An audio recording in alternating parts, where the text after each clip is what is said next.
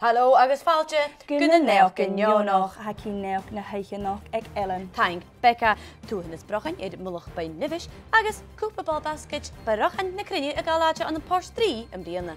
Bíisiú ula iolach arcú obriche lana fétain. Ha skippen na Neònach Neònach einsocha gorá lana fétain chabúr fat bethe I créitsin gorá túhan is brochan mulach Beinn Nibheis. Tá sin ceart gís maithir lana Rachel fétain seogaí nuair a bhaíoch siap bliana agus. Seo na bheith ag lana rira mina chúis, dhís me bheith hargú gorá an thuhanas brochan seo ann na a bheith sin ddraibheith tron Jeristan. Bhó nám sin gach uair a bheimidal seachat Beinn Nibheis, bheith mi gíise scéalach gan a chlúb daine bheith siúil cúlaram. Hánig a bhíoch seocu ara lana a gana trí míos na bheith sin bheith héin agus a maithir ag party bheith lana a gíise a cuiticim mu dhéanaan túhanas brochan seo chuala Rachel I gadis a scéalacha seo agus gatichí. Gurébríach a bhain. Jeach skipit na Neònach Neònach di gréim ein Rachel is an fecin déhheicir I rá mina chúis a charói is an bríonran.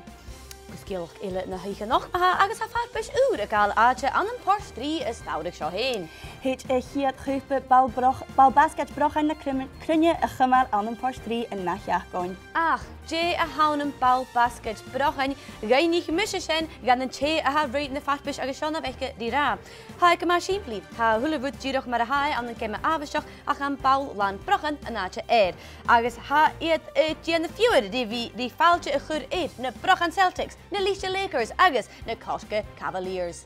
Có a réir seos ceann nach chláirpis? Rachel fétain sin agah na Neònach Neònach.